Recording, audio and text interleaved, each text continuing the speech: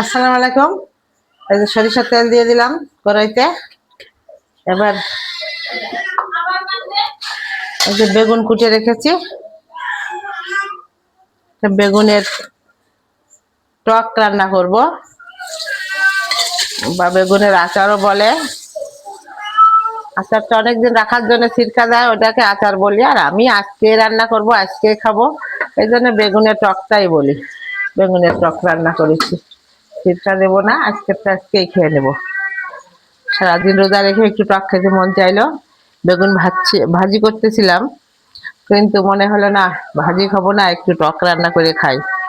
তাই টক রান্না করতেছি, তাই আপনাদের সাথে শেয়ার করতেছি। আমি কি রান্না করি, কি খাই, সেটা তো আপনাদের সাথে শেয়ার করি প্রতিদিন। তাই বেগুনের আচার বা টক যেটাই বলুন, সেটা একটু শেয়ার করে দিলাম।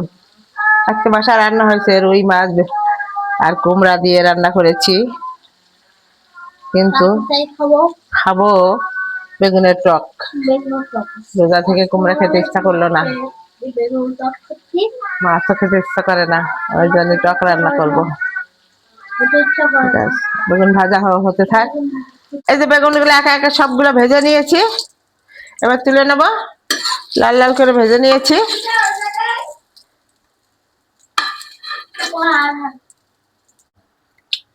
এবার ওই তেলের মধ্যে তেজপাতা, শুকনা মরিচ আর কাঁচা মরিচ ফোড়ন দিয়ে দিলাম। সরষের তেলে করতেছি, আর তেল লাগবে না, এই তেলেই হয়ে যাবে।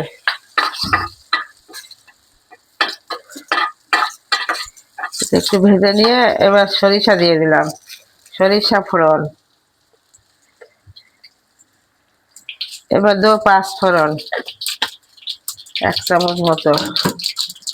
সবগুলো ফোড়ন ভেজে নিয়ে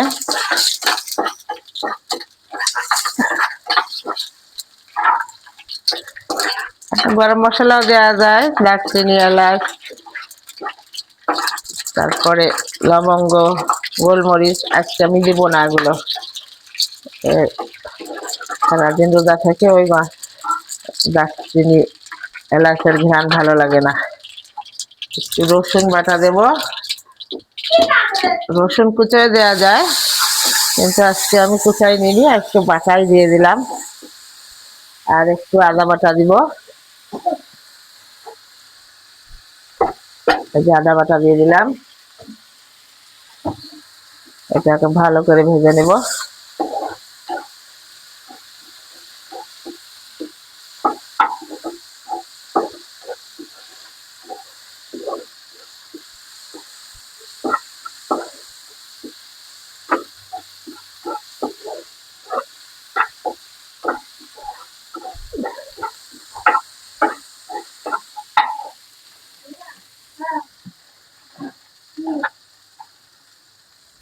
একটু লবণ দিয়ে দিলাম। লবণ দিয়ে তো বেগুন মেখেছিলাম, আর এখন এই যে মশলা দিচ্ছি, এর জন্য একটু লবণ লাগবে। আবার টক দিয়েতে লবণ লাগবে, তেঁতুলে টক দিব।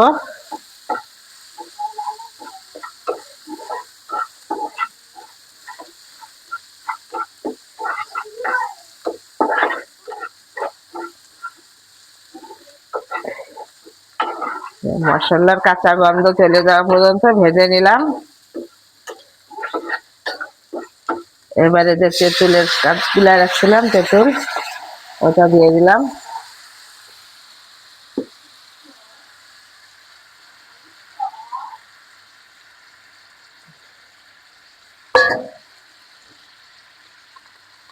বাটিটা ভালো করে ভেজে দিলাম। এটা ফুটুক, ফুটলে পরে বেগুন দিয়ে দিব।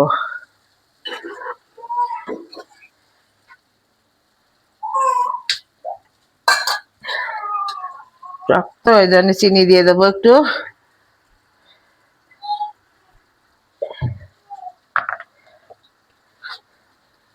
এবার এটা ফুটুক, ফোটা পর্যন্ত হতে থাক।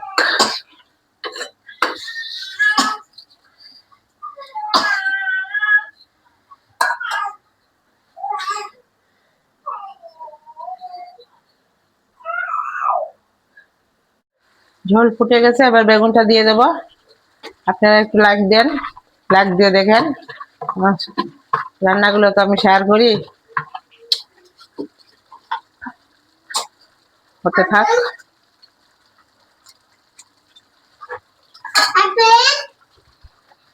দেবো হয়ে নিক, একটু লবণ লাগবে, টক তো একটু লবণ বেশি লাগে, একটু লবণ দিয়ে দিলাম।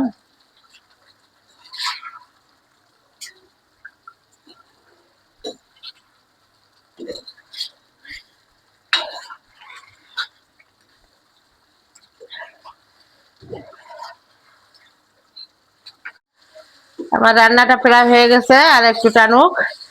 আপনারা আমার চ্যানেলটাকে একটু সাবস্ক্রাইব করে দিয়েন। অনেকে সাবস্ক্রাইব করে আবার আনসাব করে দিচ্ছেন। আমি কি এত খারাপ রান্না করি যার আনসাব করে দিচ্ছেন? অনেক ভিউ হয় কিন্তু সাবস্ক্রাইব নেই। আমার তো একটু সাবস্ক্রাইবের দরকার। প্রথম যদি আমার চ্যানেলটা আগায় নিয়ে যেতে চাই তাহলে আমার সাবস্ক্রাইবের দরকার। আপনারা একটু সাবস্ক্রাইব করবেন, একটু লাইক দিবেন, কেউ কেউ কমেন্ট করেন যে আমি কিভাবে কিরম কি রান্না করব না করব। আপনারা বলতে পারেন কমেন্টে আমার রান্না কিরম হলো না হলো। একটু না বললে আমি আগায় যাওয়ার জন্য কি অনুপ্রেরণা পাই? আপনারা কমেন্ট করে বললে আমি অনুপ্রেরণা পাবো। যাক, আজ তাহলে রান্নাটা শেষ, আপনারা করে খেয়ে দেখতে পারেন। আর যদি রেখে দেওয়ার ইচ্ছা থাকে আমি আজকে রাখবো না, খেয়ে নেবো বলে আর সিরকা দিলাম না। তো ভিনিগার যেটাকে বলে, ভিনিগার দিয়ে রাখলে বেশ অনেকদিন থাকবে বেগুনের আচার। যখন ইচ্ছা তখন বের করে খাওয়া যাবে। কাঁচের বয়ম ভরে রেখে দিতে হবে। বেগুনের টকও বলি, আবার আচারও বলা যায়। বেগুনের আচার বা বেগুনের টক আপনারা রান্না করে খেয়ে দেখেন, অনেক মজা, অনেক টেস্টি। আজ তাহলে আসি, সাবস্ক্রাইব করে দিয়েন। আসসালামু আলাইকুম।